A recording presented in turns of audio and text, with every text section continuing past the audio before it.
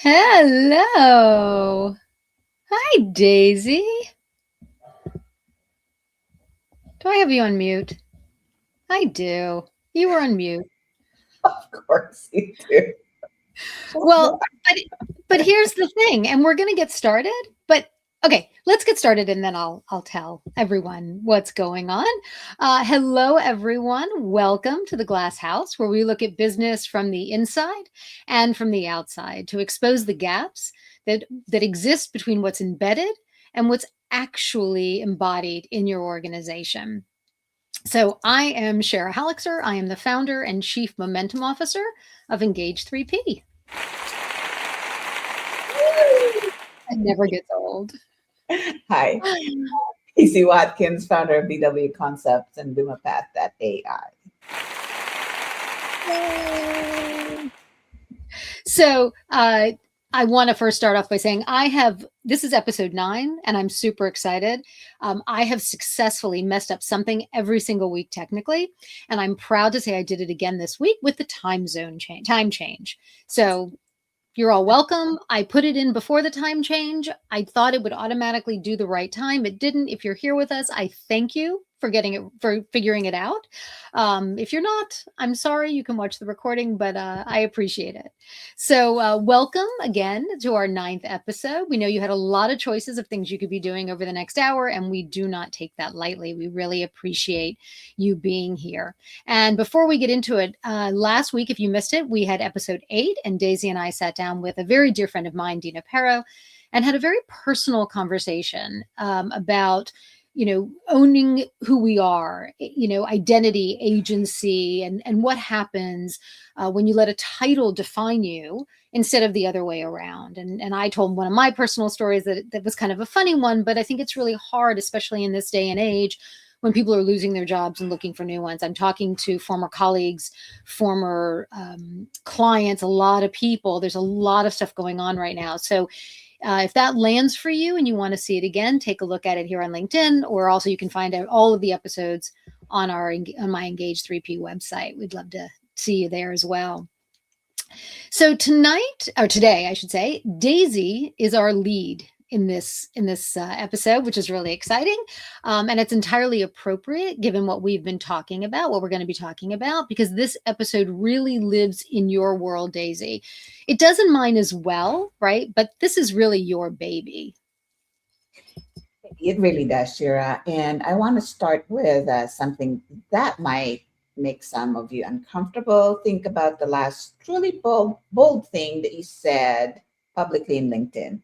Not a reshare, not a congratulations post, not a proud to announce, but a real opinion, something you believe that you knew not everyone would agree with. And not done by AI. Should be on your own words. So, what was that? All right. So, for most of the senior leaders I work with, the honest answer is either a long time ago or never. And when I ask why, almost always some version of the same thing. I do not want to deal with the response. So let me ask a different question. If AI were asked right now, what are the top thought leaders, you know, who are the top thought leaders in the industry? Who would your name come up? Because Good what question. yeah, would your name come up? Because most here is what people do not realize. AI is not searching for your resume. Okay. It is not counting your connections. It's synthesizing your voice. It is looking for a consistent, distinct point of view that it can attach your name and recommend when someone asks for an expert in your space. Wow. Okay. So Yeah. your chronological definition of your experience is there, but they're looking for your expertise in that space and how you define yourself really. And if you have been playing it safe, if Hmm. every post has been polished carefully and designed to offend no one, it has nothing to work with. It cannot Hmm. recognize a voice, it cannot find you. All it is another AI article that people read and forget. So, what would make you different? So, I call this the invisible expert problem. You are a, you are credible inside your network. You are invisible elsewhere. Wow. And in the age of AI, everywhere else is where decisions are made about you. I want to share something personal here. When I started posting for AEO, which is Andrew and can't even say my own thing. Andrew and engine optimization was not mainstream term yet. It still isn't to this day. People are just starting to hear about it right now. So I was getting pushback from people I respected who said I was overcomplicating the search, that Google was fine, that this is not a real problem yet. I had a choice. So I had a choice to soften the message, kind of go hedge the language and fit comfortably into the existing conversation. But guess what? I actually believe and accepted what people said, but then I also pushed back. I chose the second one. And I will tell you what happened. The people who disagreed or who didn't believe what I was saying are still debating about if AEO matters. The people who agreed and found me because I said something that they have been thinking about or have never heard anyone else talk about, that's the entire mechanism. Controversy is not to drive people away to your brand, but the right controversy drives the right people directly to it. So I'm happy to say that I have 6 clients that I'm working with, and they are been ranking on AI. Oh, that's really amazing. And again, what does AEO stand for? I want to make sure everybody understands that. Sorry if I can actually say it. Yeah, Answer exactly. answer engine optimization. So people also call it AI visibility. They also call it AIO. And then you're also going to hear some terminology about GEO. And let me just be very clear. GEO is similar. It's a subset of AEO. GEO is the Google term. That's what you see on the AI mode in Google. That's GEO. So let me So just I'm gonna veer off the lane for just a second. please do. Yeah. For those of us in the room that don't know, what's the difference between that and SEO? SEO is a thing that we've been talking about forever, right? What Yes. is there a difference? What's the difference? Absolutely. SEO is still important. It's still needed when we do a Okay. search. So SEO are the backlinks, those links that you see on Google when you do a browser. That's Hmm. what propels you to be ranked and seen. So there's a lot of different SEO things. So those are also the things that you put on your website. Those are backlinks that web developers try and attach you to get citations. So there's a whole different ball game around that, and that's how Google monetized on it. Is how you get Okay. ranked, how your website can be seen. So, and the combination of two are still important because the LLMs are still looking for those rankings, some way, shape, or form, but not entirely just your Google ranking. So Okay. All I don't right. want Great. to do that. But yeah, No, there's. that's Thank you for good. asking. Good. All right. Thank you for that. So I look at it from the inside of the organizations, right? And what I see is the same gap playing out at every level. Okay. Companies embedded throughout leadership and in their brand strategy. We always hear about mission, vision, values, right? You go to a website and you see it. They put it on their decks when they present. They talk about it in their town halls. They tell their senior leaders, we need you out there. We need your voice, right? Build your personal brand, right? They want that to happen. And then those same leaders watch colleagues who are doing it get comments that feel critical. And then they spend days processing that. And then they watch someone share a really strong opinion, notice that their HR got a call, maybe, or somebody complains to them. So they're learning very quickly that that embedded message is be bold, and that the embodied reality is, but not like that. Don't be bold like that. Right. So then they stop, they go quiet. And they post safe stuff, the milestones, the articles from the Harvard Business Review, HBR, with a 3 sentence observation that says, nothing, but it's fine. There's nothing wrong with HBR, but, it's not great. And so this is what I call MIA, the MIA syndrome, right? So I talk about it from a change perspective as being motivation, intention, attention. In this case, it is missing, invisible, and absent, right? Not because these leaders don't have something to say. They do. They're leaders in their organizations, but the culture around them has taught them that saying it, even though they're told to, can end up being a really big risk and they can't calculate it. And here's the cost. I think buyers are forming their opinions about whether to trust you before they ever get on a call with you. Talent is deciding whether they want to work with you and work for someone who has a real point of view before they ever even apply for a job. And AI is building a profile, like you said, Daisy, of the relevant voices in your space right now, and you're not in the room, right? So, this is the gap between who you are and how you appear. And it has never been more, not just obvious, but has never been more expensive to ignore. Hmm. And that's exactly why we have our guest today, Yeah. because knowing that you need a distinct voice is very different from knowing how to build one. Knowing that controversy can work into your favor is very different than knowing which controversies to step into. And how do you do it without creating a crisis you are not prepared for? This is a craft. There's a craft to this. This is a judgment. There's judgment involved. And Mhm. there is a way to do this that builds your authority, attracts the right people, and holds up to under any scrutiny. And a way to do it. The way to do it is it. Sorry. And a way to do it that does not. So our guest today has made it her entire career to know the difference. Helen Berkowitz is a LinkedIn branding pro, corporate storyteller, and owner of the HeleneBurke.com. Her tagline is one of my most favorites in the industry. I make CEOs look good in LinkedIn without them lifting a finger. She works with C level executives and a senior business leader to build a LinkedIn presence that actually reflects who they are and drives the connections that matter. Her approach lives in what she calls the three C's: content, communications, and connections. I'd love to hear more about it. And her Yeah. newsletter, LinkedIn After Dark, takes an unfiltered look at the version of LinkedIn most people wish they were seeing. Helene is based in Israel, has 500 plus connections, and has been doing this long enough to have watched every trend, every algorithm shift. Like to learn more about that too, Helene.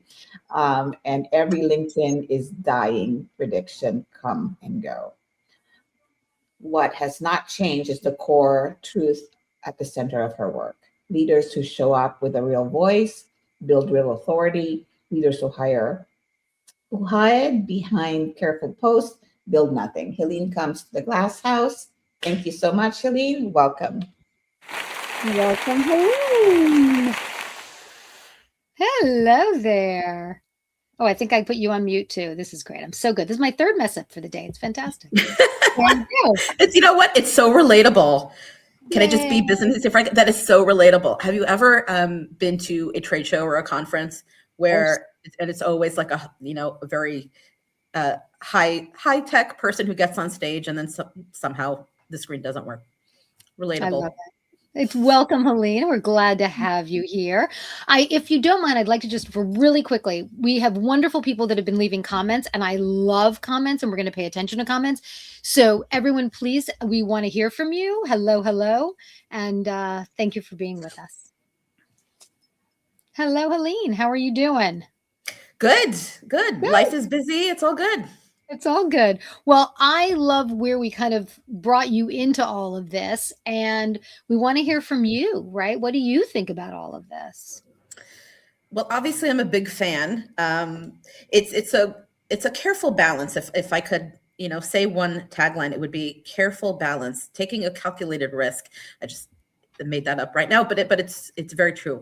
I think one of the reasons that we connected so well on this topic is because all three of us believe very passionately in making a statement online in the right way. I think that many leaders, I've seen this for years in small businesses, large high tech companies, everything in between. Leaders are often afraid of rocking the boat because, frankly, they just don't want to piss off any clients. They don't want to, rock the boat in a negative way with investors or prospective clients. So they tend to play it safe. And I've seen over the years that it never really results in anything. It's when you act or engage in something controversial in the right way, that's when you make your voice heard more. So I'm a big believer in doing things the right way, taking a calculated risk, and really making a bigger impact that way. So, if I may, this may take us a little off course because those who have watched some of our prior episodes, they know my frustration with LinkedIn these days. And I guess the question is, it's really the only market out there, right? There really is no other business forum for people to get their message out at a business level, right? The Instagrams, the TikToks, that's not a business platform, a corporate business platform. So I would love your take on kind of what LinkedIn is today. You've been working with it for a long time. You know, I have so many frustrations, I can't even think of them. Things like, how does the algorithm work? And why do I see things so quickly? And then I lose them. And then I don't know if I'm seeing them. And so I just, if you would, for a couple of minutes, if you don't mind, as a LinkedIn expert, what is your take on the platform? What do we need to be doing, and what's the right thing to do? I love that you said that, because I think a lot of people share that frustration. If we were seeing the audience, I'm certain we would see a lot of heads nodding. Yes, they totally get that. The thing is, when it comes to algorithms, it is a constant work in progress. This is true for all social platforms, but LinkedIn has, hundreds of billions of users around the world. It's over 100 billion, and it's constantly growing. Yeah, I mean, it's something like that. Last I checked their stats, which was probably 2 or 3 months ago, it was over 100 billion users in like 200 something countries. I can't remember exactly. But anyway, the algorithm is a constant work in process. And this is something that the LinkedIn product team often talks about. Some of you might remember, I want to say this was maybe 2 or 3 months ago, when all of a sudden, it was an immediate thing. All of a sudden, people began seeing posts that were 2 or 3 weeks earlier, or even a month earlier. I want to say it was maybe a week or so. Suddenly, new posts disappeared. Older posts began being shown in everyone's news feeds. And I guess they had like massive amounts of complaints, myself included, because the whole point of LinkedIn is to make professional, authentic connections, and you can't do that when you're seeing content that's weeks or months, outdated. So basically, the VP of product at LinkedIn, whose name I can't remember, but I follow him. I just can't remember his name at the moment. His team came out with a statement, and they said they were playing with the algorithm to see if older posts would be more engaging, because as we all know, what you post on Monday at 9 a.m., an hour later, you're not going to see it anymore. It moves so quickly.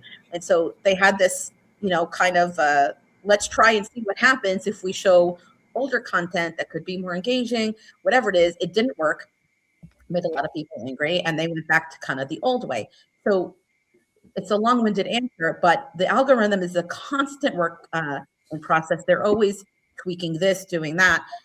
And so I think there has been a lot of frustration for many, many users that things are changing so rapidly that it's difficult to keep up. We're not always seeing the freshest, most recent content. Sometimes we see older things, whatever it is.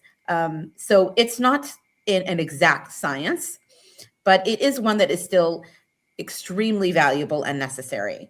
And there's value in that. And I do want to touch upon one thing you said, that, you mentioned like Instagram and TikTok, not the corporate site. True. I agree with you 100%, with one exception. And that is that businesses that are much more visual, for example, fashion, food, real estate, others like that. Yeah. They do have benefits, because Instagram is all, visual experience. But LinkedIn, for all its many, faults and algorithmic idiosyncrasies, is still, there's a reason it is the #1 professional network. Daisy, go for it. Was that controversial? Not enough. I could say a lot of controversial stuff. I'm keeping her at bay because you're keeping me at bay. Yes, you are keeping me at bay. The measure she's done to try to get to the top level of LinkedIn, a frustration of trying to get somebody at LinkedIn, and then even after. So I'll let her calm down a little bit, and she can tell that story. So perspective, I see what you're saying, and I've heard the horror stories before. So I guess my question to you, because you've been so involved, so let's go back to your expertise. Basically, you have the three C's, right? That you help CEOs kind of be seen and kind of help them be ranked somehow in LinkedIn. So kind of walk me through that. I'm very intrigued by your three C's and how you Okay. help them kind of be Can I seen. just say I'm really impressed that you did your homework and you know that. No one's ever mentioned that before. Okay. Little bit of background, only just to give a little context. I worked in marketing. I worked in finance for 20 years. Then I got into marketing, ran my own tech startup in the retail space, went back to my first love of marketing. And I worked for high-tech companies, small, medium-sized, big, everything in between before I went freelance and started my own business. And what I saw over the years, regardless of business sector, it's like there's this constant thread of business leaders tend to rely on their like company pages, their corporate persona too much. And there's really not enough on the individual side. And let's face it, the reality is, I talk straight. The reality is people want to hear from the CEO, the big shot, that they are the face of the company, not some cold corporate entity that put out a blog that no one reads. You are the face of your company. That's who people want to hear from, and hear your expertise from. So I created this 3C idea of content, communications, and connections, because when we talk about the things that we're passionate about, that is content. Right now we're sharing content about controversy, yay or nay. It's content is really, at the end of the day, it's what you have to say that you're passionate about, that you genuinely care about, that you've built some expertise over the years and have something to say. And then communication is basically taking that and how you present that to the world. Are you like engaging in a fireside chat, some kind of real-time dialogue? Are you pre-recording things? Are you speaking at a conference? Are you meeting with? It's how you communicate, the way that you articulate yourself, not only the way that you communicate, but how you articulate yourself. I think we've all kind of met people over the years who love to use buzzwords that don't always make sense, and I'm a big fan of just give it to me straight. Speak the way you articulate yourself should be natural and human and relatable. And then connections is kind of self-explanatory. I mean, so much business happens not at the conference table. It's happening at the bar at a conference. It's happening in an elevator meeting people. It's happening so often in very human, natural ways. In fact, I wish I could remember the specifics, but there was some huge business deal with Disney a few years ago that with another company, someone fact check me, but whatever it was, it happened at the golf course. Two executives put into place a few $100 billion of a business deal at the golf course. So whether you're a small business, a tiny startup, or a big corporate entity, connections are connections, whatever business size you are. It's about how you relate. So content is what you have to say. Communications is how you present it to the world. And connections is who you are meeting and, building a relationship authentically. Whether that happens in person or in the digital space, both are equally important. So that brings up a really great point, which is for small businesses that can't afford to go to conferences, for people who are entrepreneurs and starting out, for people who are in different places in the world that want to try to run their business, the internet becomes the place to make those connections, right? And to try to, so I kind of have two thoughts on this. One, what is controversial in a good way, right? So we'll get into that, right? And then, there are all of these things that people say. I heard, for example, when I started my business last year, I have to post every single day. I have to post every single day. And then it's like, no, don't post every single day. Post and don't post on Tuesday, post on Thursday, not on Friday. And I'm like, I was losing my mind, and I'm trying to start a business, and I'm spending my time, because I'm not a marketing person, I'm not a PR person. I'm spending half my day writing content and figuring out what to do. And then I got somebody who was 28 years old who told me, oh, you need to do video. It has to be video. So then I bought all the accoutrement for the video, and I hated it beyond And then I'm scrutiny. It's like, and I don't like this way, and I don't like the way I look, and the light's not good, and and that was it. I was done. I'm not doing any more videos. I'm done. Noise, too much noise. Too much noise. So, which was very interesting, Helene. So, in the space that I'm in, it's also about branding, right? So, how you brand yourself is how AI is going to find you. So, in my world, there's some technical stuff that I follow because of my framework, but it also leads into your visibility. And when people hear about AI and visibility, they just think I'm always just dealing about AI. No, I also think about your SEO and how you're being seen. I also look at how you're being represented in LinkedIn. So, but you through what you support them with, I just need to understand, Helene. So, what I support businesses and how LinkedIn is a big proponent of what I tell them, what they need to put in there, how they need to write their content, how they need to write their articles, all that type of stuff, how that is connected in the algorithm of AI itself or the data sets that are looking for credibility and authority in that space. LinkedIn is the number one platform that actually all the LLMs go for outside of, if you don't have a website, the second thing I recommend is you better have a LinkedIn page if you're doing business with other people, because that was your secondary website basically, right, Helene? So kind of what are you seeing in that space right now that AI is here and how they're writing their content? What goes through their head? What are you seeing right now that's different from before AI came along?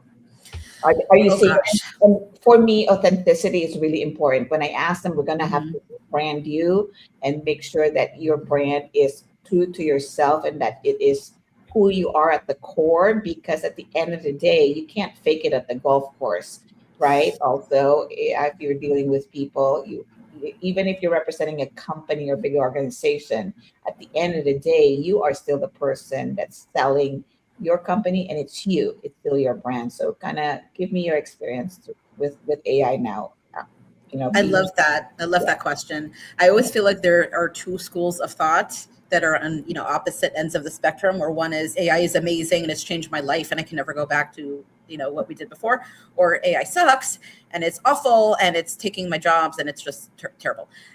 In general, my personality is such that I tend to be kind of middle ground and find balance in all things. I think, I personally think, and I'm seeing this with clients, with small businesses, big businesses as well. AI tools can be fantastic precisely at the what we call the ideation stage, when we have an idea of what we want to say, what we want to talk about, but we're struggling with actually putting it into practice, like finding the right words. Meaning, most people, if you're a keynote speaker or if you're giving, some kind of talk at your company, most people don't just wing it. They come with talking points, notes, whatever. So I think AI tools are fantastic for helping put our ideas onto paper or creating some kind of structure. But I was so happy to hear what you just said about, you can't fake it at the golf course. It's true. And people aren't stupid. Most people aren't stupid. They know if you're using AI tools and, versus speaking authentically. So I think that careful balance, using AI systems and tools to kind of help you structure your thoughts, your ideas into something cohesive that makes sense. But absolutely pairing it with human intelligence. That's a must, because at the end of the day, like you said, it's your voice. Mm-hmm. Yeah. So what becomes controversial? And what is the limit, right? If we were to, what's good controversy and obviously what's not good controversy? What is it that you recommend? Oh, I love that question. Good. Okay, so I mean, our whole topic is about getting controversial. Smart move or power play or not. In all things, like I mentioned, balance. I think that when a person gets into a controversial conversation, it has to serve a purpose that is not a negative one. So if someone wants to get controversial for the shock factor, that's bad. Mm-hmm. Don't do that ever. But if you want to get controversial with a purpose, meaning to actually create authentic, engaging conversation, or use something negative but putting a positive spin on it in some way, then that's a good thing. Because really, we mentioned business often happens not in the conference room. People want to know what you actually think about something. And I find that when someone goes against the masses, people sit up and pay attention. If you're saying the same thing that 99 other people are saying, it's nap time because you're not saying anything interesting. But saying something different or in a different way, okay, that's interesting now. So if I may, I'd like to give an example of this. Please. Okay. Several years ago, I worked for a tech company in the utility infrastructure space.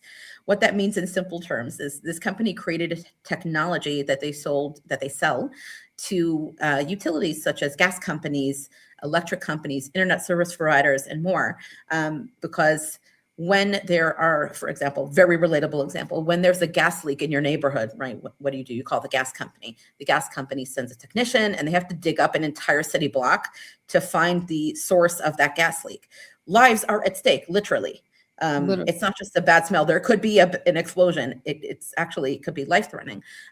But most of these infrastructures were created 50, 60, 80 years ago in Europe, over 100 years ago. So this was prior to GPS technology. So basically, utilities don't really know where their own systems are with precision. So this company that I used to work for created a technology that allows them to know within an inch of ground where each screw, each bolt, each this and that are located. So knowing that, sometimes when there are extreme weather events, earthquakes, hurricanes, and whatnot, gas explosion, people have died from gas explosions. So this was our business. So I wanted to talk about that when there was a terrible extreme weather incident and there were injuries or deaths even. I felt it was necessary to talk about it, but in a way that was empathetic. We never ever wanted to use such an event, to use it as a sales pitch ever. So at the time, I was the senior content marketing manager. So it was my job to actually write that content for social media. So I did it in such a way that said, our hearts are with the people of wherever, this located, whatever it was located, an absolute terrible tragedy. And this is why we're so passionate about using technology to improve the safety and the health of people in these areas where they don't necessarily have the most modern infrastructure.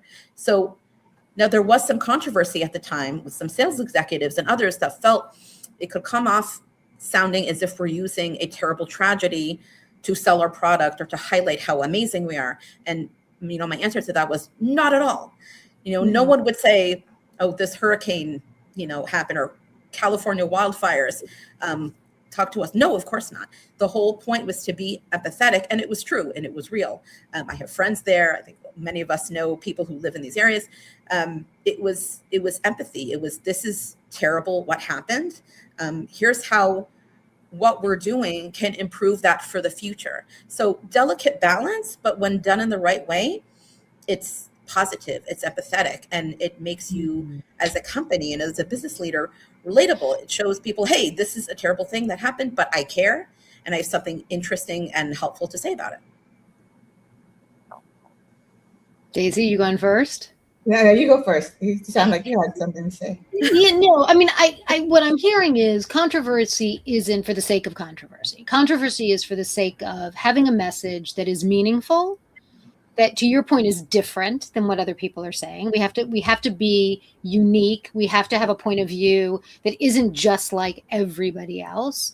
And I guess my frustration with LinkedIn, and again, I'll go back to this and we can talk about this for just a moment, is there are billions of people on this site. I can't tell you how many times I pull it up to do something. I see something. I'm like, oh, I need to do something with that. If I don't open it in another tab, it's gone. I can never find it again. And I'm not remembering who it was. That's a whole separate issue.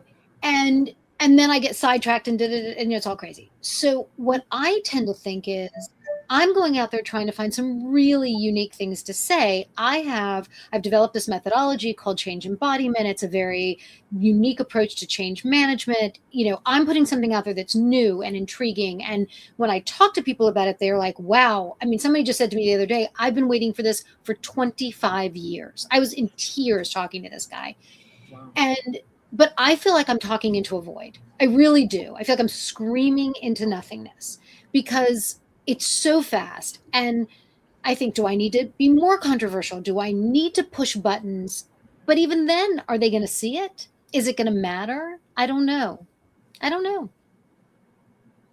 So I guess a question for that, Shira, to your point is like if somebody, so let's say we've been in the corporate world, right, for such a long time, and Right. then we broke into doing our own business, and now we have to do our own branding and our own marketing. So the branding that I know of from what I recall, my own branding was very different when I used to post at LinkedIn. It would be an article about something about, Right. something in healthcare and nurses Right. and stuff like that.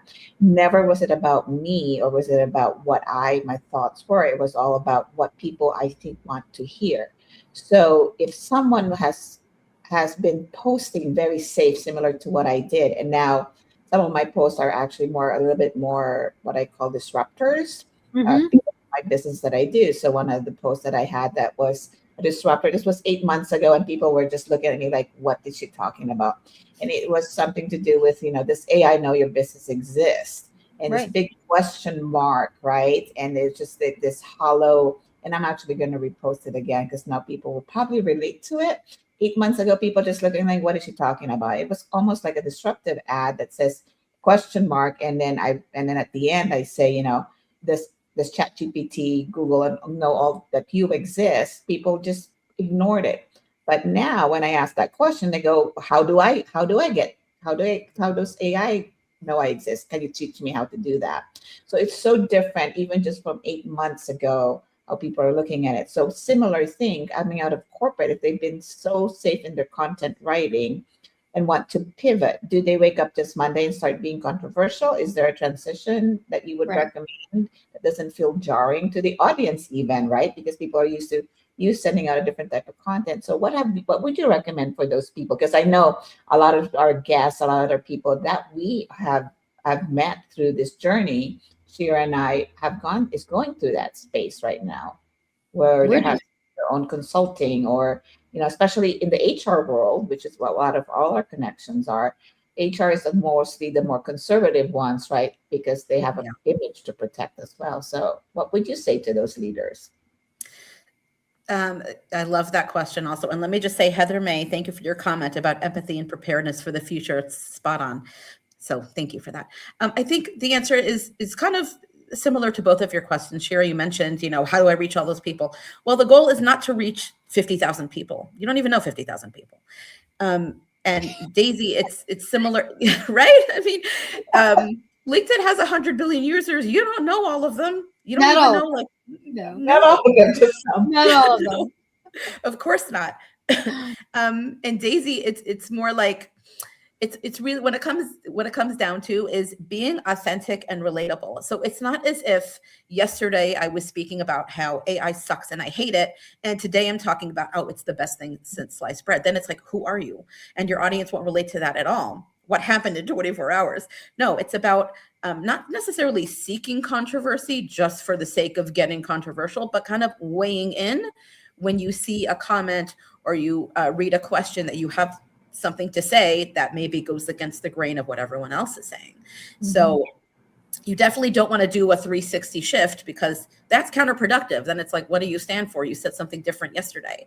No, you want to go slowly. So don't be controversial just to, shake things up. It has to be authentic and real. Say what you really think about something, but not in a way that has shock value. You have to think to yourself. I advise this not only to clients, but I do it myself, which is, I think about the purpose. Am I getting controversial to educate someone, to inspire them, to add humor to something? We see this a lot when it comes to internet memes that go viral, like the Coldplay kiss cam that everybody was talking about some time ago.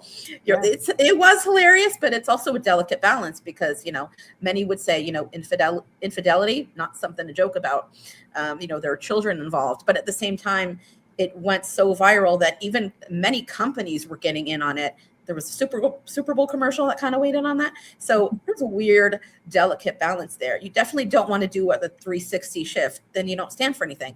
But think about the purpose. What's the point of me getting controversial? To actually have something to say in a respectful way, an authentic way that has a purpose, not shock value, using empathy and being true to yourself, but makes people sit up and pay attention. I guess the other part that I would caution, similar to, I mean, to your point, Helene, is that if you're going to be doing something, put your own opinion, basically, your own thoughts, right? Your authentic thoughts to it. Also be an authority in that space. Don't just say something just because it's just going to cause havoc. But if you don't even have the expertise and you're just giving your own opinion, that's something different. But if you are trying to be an authority and a thought leader in that space, make sure that you have something to speak about for that opinion as well. Because part of the things that I teach or that I encourage my clients is making sure that your brand still needs to sound authoritative in your space, because that's how you're going to be seen and be known. It's how AI is going to read your information as well. AI can also read between the lines of your own opinions, and that AI can form its own opinions based on your content as well. So just be very cautious. Yep. Just because, like you said, don't just say something for the sake of saying something. Say something that has value as well if you're going to say something. Absolutely. And I just add one final point to that topic is that business leaders take calculated risks every single day, whether it's accepting an investment or a particular VIP customer or not. We've seen this across the spectrum of businesses, that someone decides, they don't want the particular client, or they want to intentionally drop them because they're not really a good match, or any other things. Being a business leader means having to make decisions and weigh the risks of them. If you don't take risks, you don't get anywhere.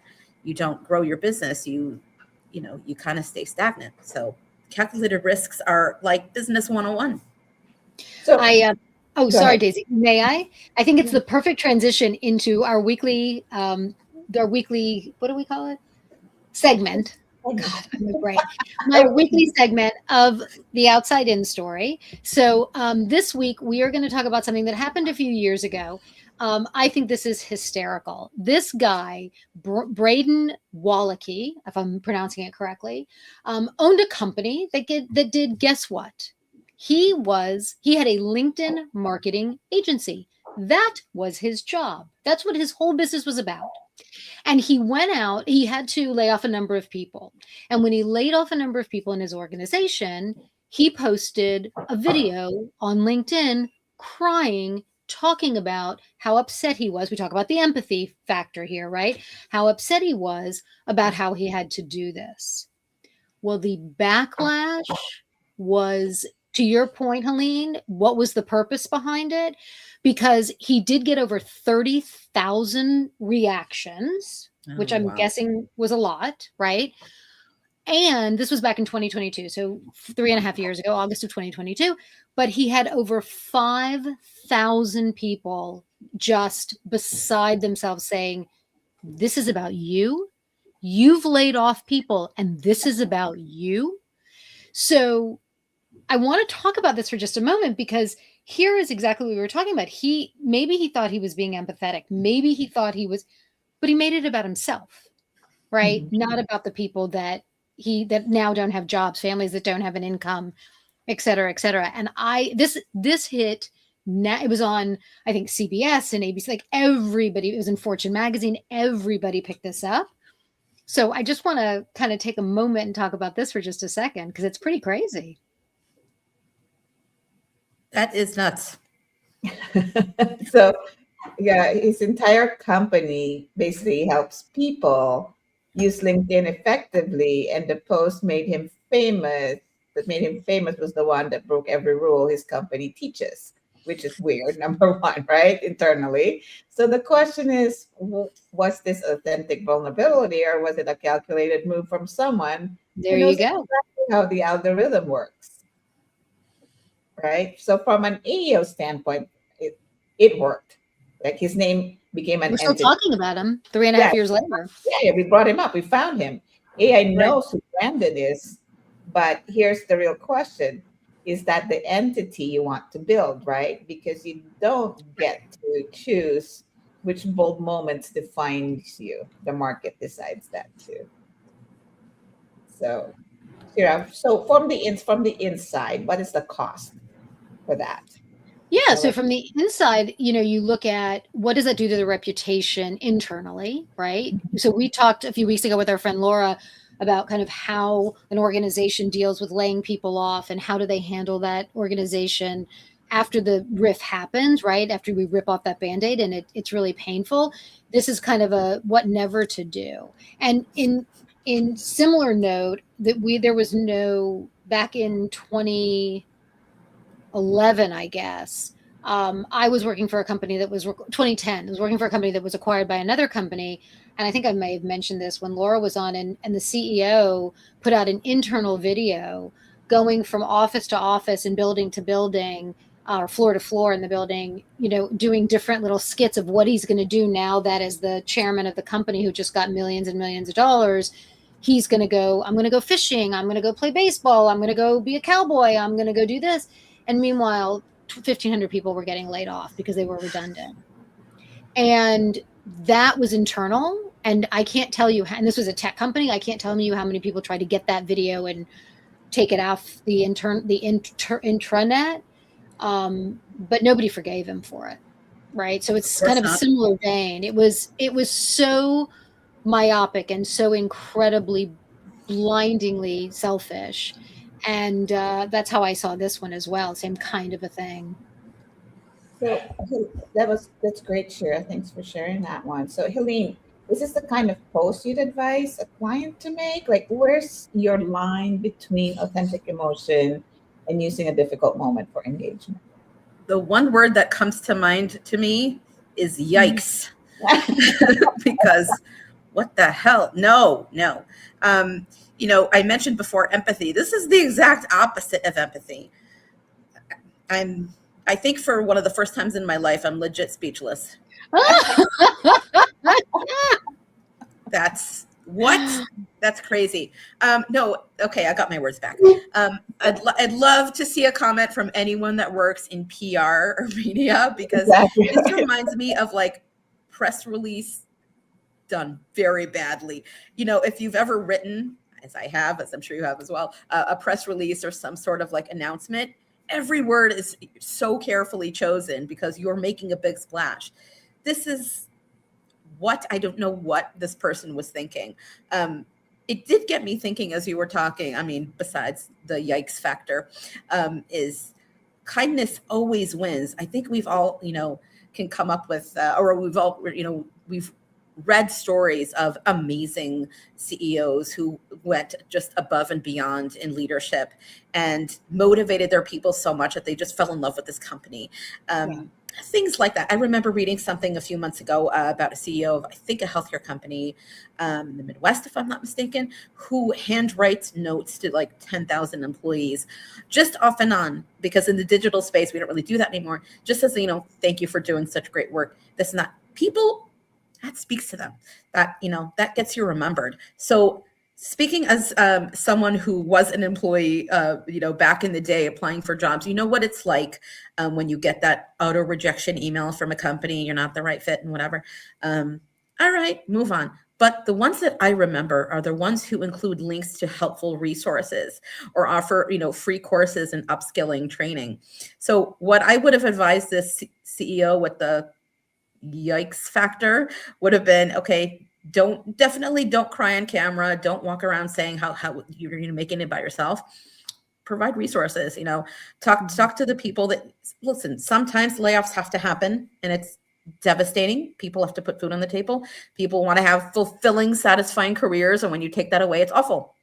So try to put some helpful, positive spin on it instead of making it about yourself. I may never make it about yourself, but, talk to these people about, retraining, use your connections. You're the CEO of a company. You probably have thousands of connections, other companies who might be hiring, whatever it is, put a positive spin on it. Yes, Heather May, damage control, great comment. Absolutely.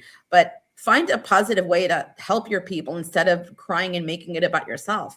Not only do you do good, but you take something controversial, laying off thousands of people, and you make it something positive and helpful. Kindness wins every time.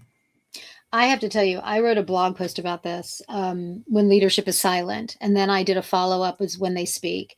And this came as from the consumer side. One was the silence came from me looking for jobs a year and a half ago, and when I reached out to a leader who never even bothered to answer, and then I happened to see her in a hotel lobby, and I left a note for her, and I still never heard from her, and what that meant, because I wrote a hand note and left it with the desk, and and then I did a follow up to it of when it does. And I love telling this story, and I'll make it quick because we've only got about 10 more minutes. But I spent over 10 years on the road all the time. And I was originally Starwood person, and then Marriott bought it, and I became a Marriott person. And I, at one particular time, had been just on the road nonstop. And I got very sick when I was in London, and I stayed at the same places all the time.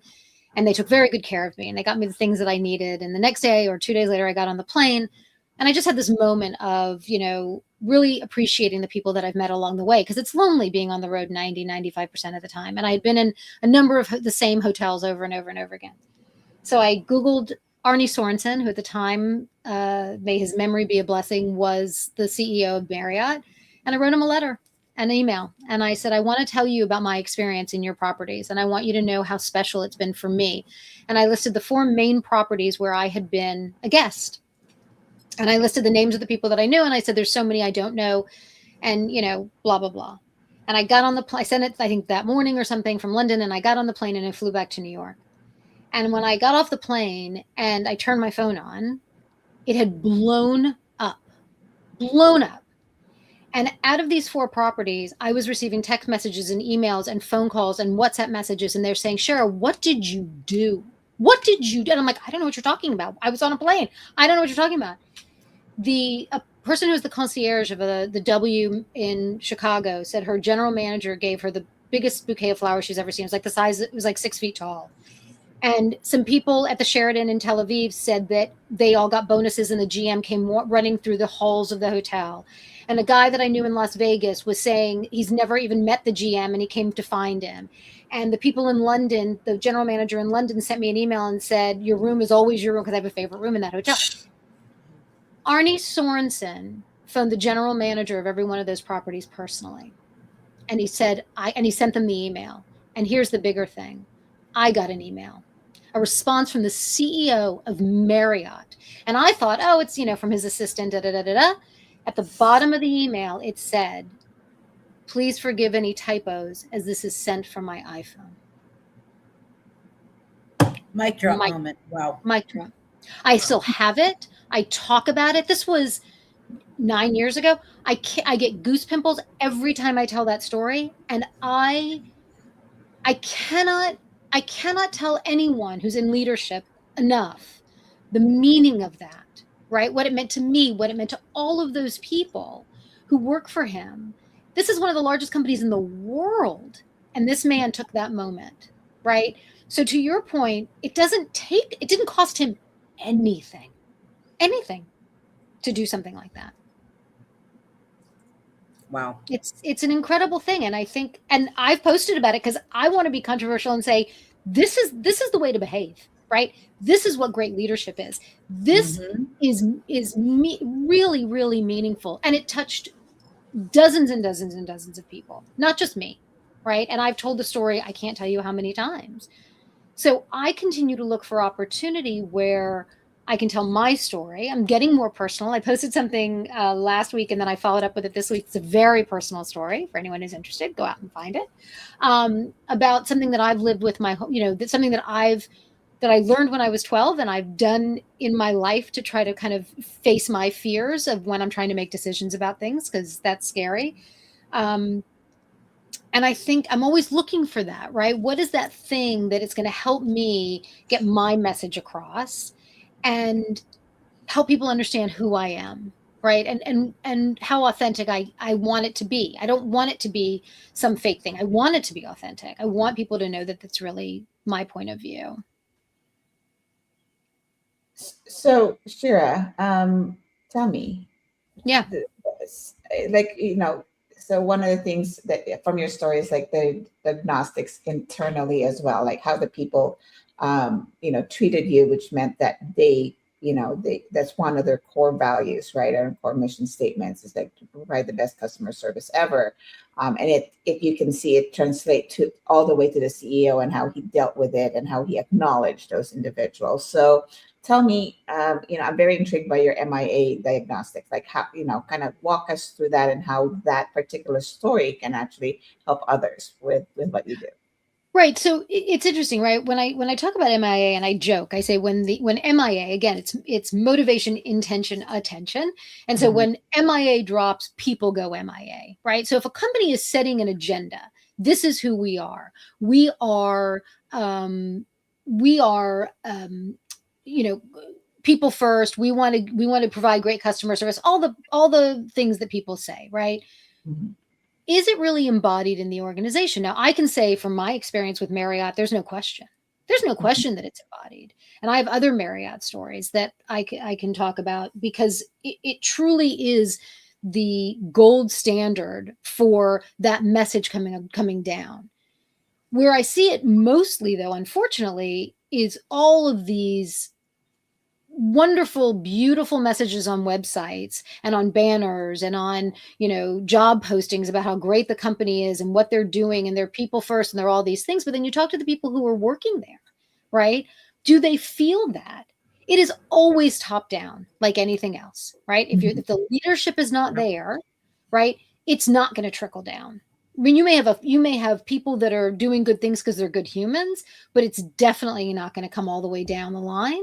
And so, and there's great opportunity for that, but I think that it really is important to understand that it has to come from the top. They have to, it's like any kind of parenting, right? You lead by example, right? A company is no more than a big family, really, and with parents that do things. And it has to be embodied. It has to be truly in the heart of hearts.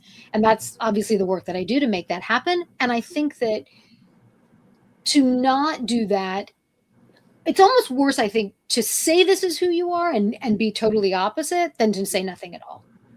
There was a restaurant in Boston. I went to college in Boston. There was a restaurant called Legal Seafood. I don't know if I think it's still there. And they had this whole thing running. Their ads were really funny. They used to say, we have the best seafood, we have the worst service. It was like a joke, right? It Love was, it. and they would, on their commercials, they would say, we have the worst service. You're going to have horrible service, right?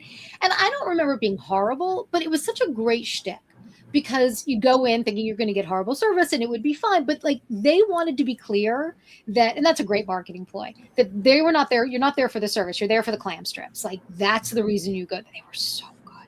And that's the reason you go there. And so I think that's so critical, right? To really embody what it is that you want to do. And that takes work. That doesn't come easily at all. Yep. No, and this is how our two tools really connect. So Shira's MIA diagnostics tells you whether your leadership team is creating the signal or silence. And my architect framework really is a voice that audits and tells you what AI actually sees when it looks at your content, right? So one measures the people, the human problem, the other measures the market consequence of what you just did or what you Yeah. have internally. Yeah.